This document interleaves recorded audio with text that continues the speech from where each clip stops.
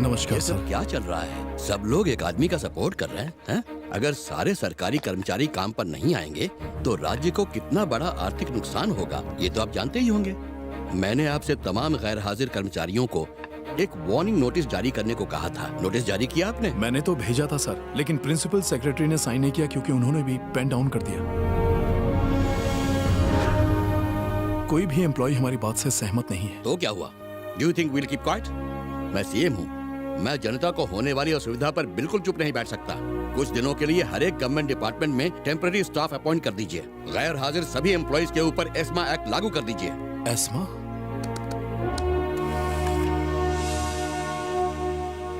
जरा रुकिए सर, ये सिर्फ एक आदमी के साथ होने वाले अन्याय के खिलाफ लड़ाई नहीं है, बल्कि उन वैल्यूज को बचाने की कोशिश है जो हमारा सिस्टम भुला चुका है। ऐसा पहली बार हुआ है कि हमारे स्टेट में हजारों एम्प्लॉयज ने आम नगर निगम के समर्थन में पेन डाउन किया है। सच्चाई यह है कि कई लोग उस ऑफिसर नारायण मूर्ति को जानते तक नहीं। सर, माना कि स्ट्राइक की वजह से कुछ समय के लिए स्टेट की आवाम को तकलीफ उठानी पड़ सकती है, लेकिन फ्यूचर जनरेशंस के लिए ये शासक कदम बदलाव और उन्नति की नई क्रांति लेकर आएगा। ईमानदारी और निष्ठा जैसे शब्द नेताओं के भाषण के बजाय असल जिंदगी में अमल में लाए जाएंगे। अब फैसला आपको करना है सर।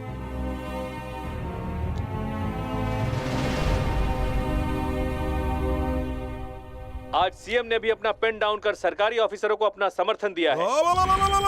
इन लोगों ने सीएम का दिमाग भी खराब कर दिया और सीएम को मेरा दुश्मन बना दिया। भाई, भीड़ एकदम पगलाई हुई है। पहले दरवाजा तोड़ेगी फिर आपको। एक तरफ सीएम, एक तरफ जनता। पिटाई के लिए यही रुकना है, फूटने में भलाई है। पतली गली से चलें। ये मैंने पकड़ लिया। दादाजी अब मुझे पकड़ो। अरे अरे कहाँ गई? मैंने तो कुछ खाने के लिए ऑर्डर किया नहीं था। कौन है बे? गज्जा है क्या? अब यही रुकिए, मैं भाई को अरे साल फट, गले आ जाए।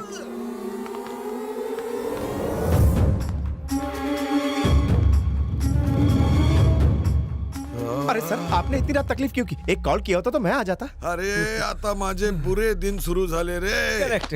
आखिर उस सूर्या ने अपने बाप को कहाँ छुपा कर रखा होगा? साले ने सांस लेना भी मुश्किल कर रखा है। धोबी का कुत्ता बना दिया है। भूत फादर है क्या? मतलब फादर इन लॉ है। अरे फादर का फादर इन लॉ एक मेरी बीवी के फादर मतलब फादर इन लॉ ही हुए ना। अपने नातियों के साथ लुका छुपी खेल। कितनी नशीबवान है। यहाँ मैं गमछे से अपना थोबड़ा छुपाते हुए घूम रहा हूँ। आणि माहिती है, भूख के मारे जान निकल रही है। पिछले 24 घंटों में ना कुछ खाया है ना पिया है। सीएम भी मुझसे नाराज हैं। मेरी मिनिस्टर की कुर्सी रहेगी या नहीं रहेगी वो भी मुझे पता नहीं है। एक पागल कुत्ते की तरह शहर की हर गली में मूर्ति को ढूंढ रहा हूँ। मेरा दिमाग घूम गया था जो सूर्या से मैंने पंगा लिया। मैंने सूर्या से पंगा क्यों लिया, ये सोचकर दीवार पे अपना सिर पटकेगा तुम। सत्य वचन। सर। दीवार कच्ची है सर, टूट जाएगी। तो खाने को पके चावल दे दे।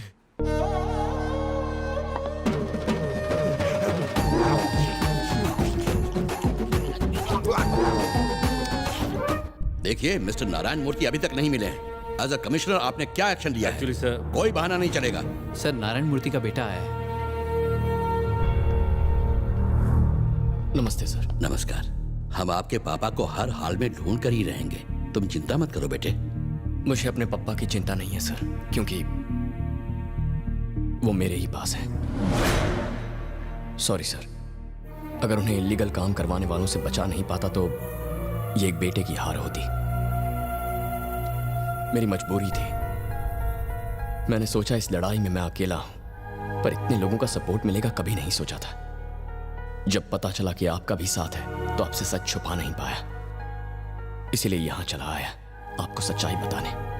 जो तुमने किया वो इलीगल है, लेकिन गलत नहीं है।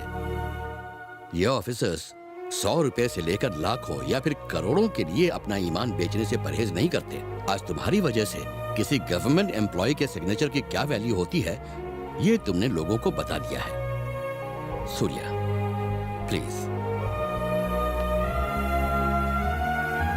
आज के बाद जब भी मैं किसी सरकारी फाइल पर साइन करूंगा ना, तुम्हारे पिता को याद करूंगा। जिस झूठ ने लोगों की सोच बदल दी है, आज उसी को सच बना दो। इसलिए तुम्हें जो कुछ भी ठीक लगता है उसे करो सूर्या। मैं हमेशा तुम्हारा साथ दूंगा। क्या सोच रहा है? अब उस मिनिस्टर को सबक सिखाने का वक्त आ गया है। पप्पा को ले जाते हुए उसका रंगे हाथ पकड़े जाना जरूरी है। गजा को फोन करता हूँ। फोन दे। हेलो गजा। तो गजा, अपने दोस्त को याद किया? गजा का बैंड बजने को है, गन पॉइंट पे रखा है, तेरे प्यारे दोस्त को और ईमानदार बाप को भी। तू यही सोच रहा होगा ना मुझे कैसे पता चला तेरा बाप गजा की यहाँ है? कल रात मालूम पड़ा।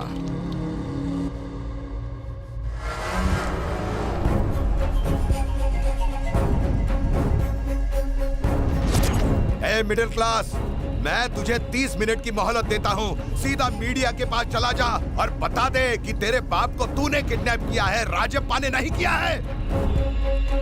30 मिनट से 1 सेकंड भी ज्यादा हो गया तो तेरा बाप सीधा स्वर्गीय हो जाएगा। तुझी वेळ सुरू झाली आता। पप्पा मिनिस्टर की कैद में है। मीडिया को सच नहीं बताया तो उन्हें मार देंगे। प्रेस को कांटेक्ट कर। सारी मेहनत पर पानी फिर जाएगा। पप्पा से जरूरी और कुछ नहीं। ब्रेकिंग न्यूज, कुछ देर में नारायण मूर्ति का बेटा मीडिया को संबोधित करेगा। वो बहुत इंपॉर्टेंट जानकारी देने वाला है। मीडिया नारायण मूर्ति के किडनैपिंग की लाइव रिपोर्टिंग कर रही है।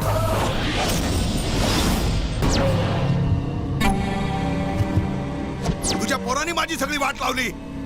सुबह आग खुलते ही 10 लोग मेरी सेवा के लिए आगे पीछे घूमते रहते थे। जब भी घर के बाहर कदम रखता था, अपना काम करवाने के लिए लोगों की लाइन लग जाती थी मेरे सामने। पता है, राजा था मैं, पण आता मी एक भिकारी झालोय, भिकारी। देख, यही सोना, यही जगना, यही खाना, यही पार्टी, सब यही। चीजें वाट लगा दी। तूने सोचा था उसी बिल्डिंग में तेरी मौत होगी जिसके पेपर पर तूने साइन नहीं किया था। यही बिल्डिंग है और तेरी मौत के बाद यही मॉल बनेगा।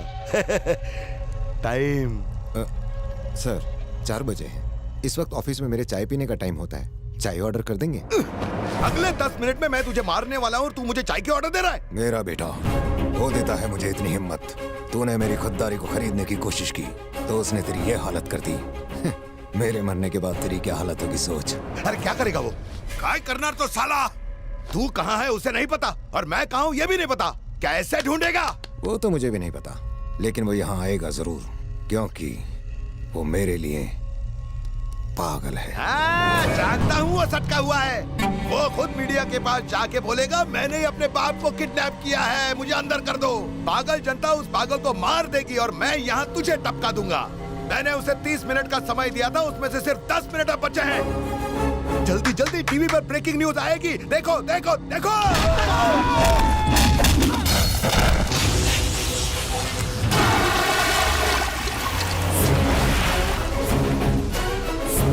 कहाँ छुपाया होगा उन्हें?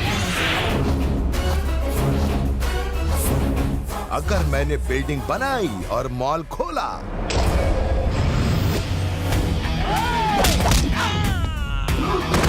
जान से मारेगा, मेरे भगवान को मारेगा। मार, दम है तो मार।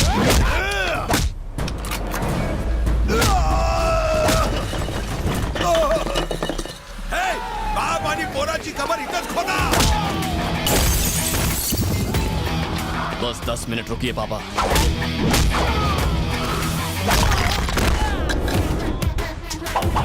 मैं तैयारी करूँ भाई। हाँ बे।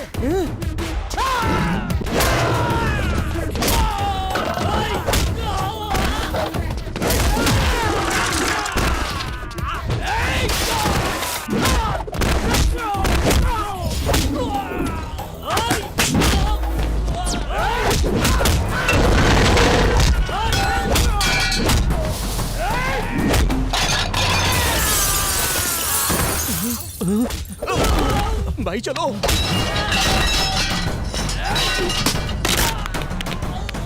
नहीं,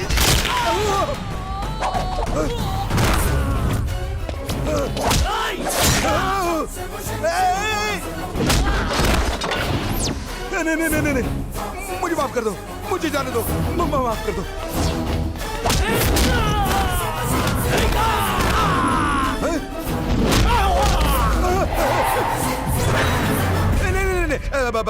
बैठ के बात करते ना। मुझे तुम्हारे पापा की साइड नहीं चाहिए। मैं मॉल भी तोड़वा दूंगा, मुझे मत मारो।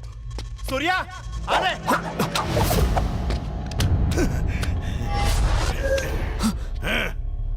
जा जा।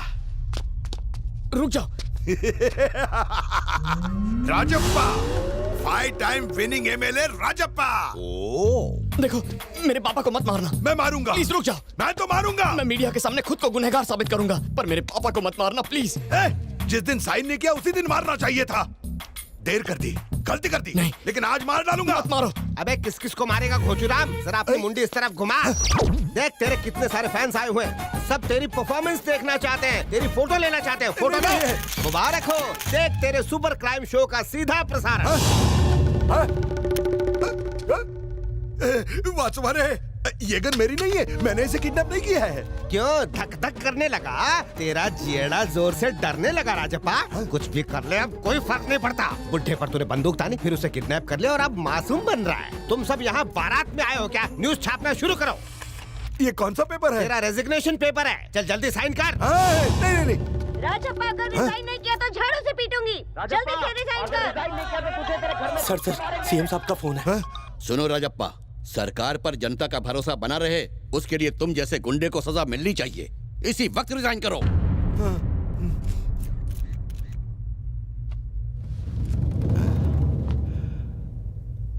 कमाल है, एक गवर्नमेंट एम्प्लॉय एक मिनिस्टर पर भारी पड़ गया। खुद सीएम ने मुझे रिजाइन करने के लिए बोला।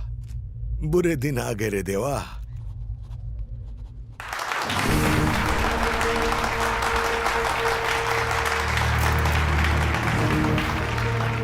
आप सबने ईमानदारी को जिताया, मुझे मेरे असूलों पर चलने की हिम्मत दी।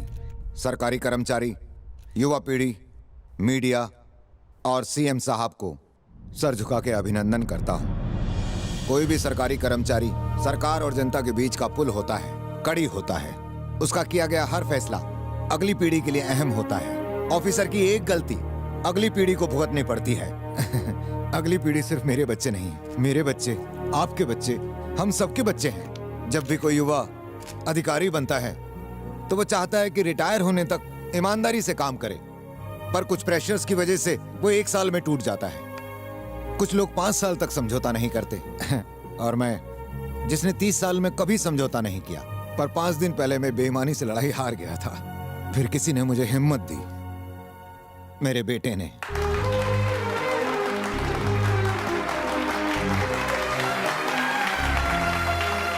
कुछ लोग ये भी कहते हैं कि मैं पैसा नहीं बना पाया, पर सबसे ज्यादा दौलत मैंने कमाई है। अपने 25 साल की सच्चाई को मैं देखता हूं अपने बेटे में।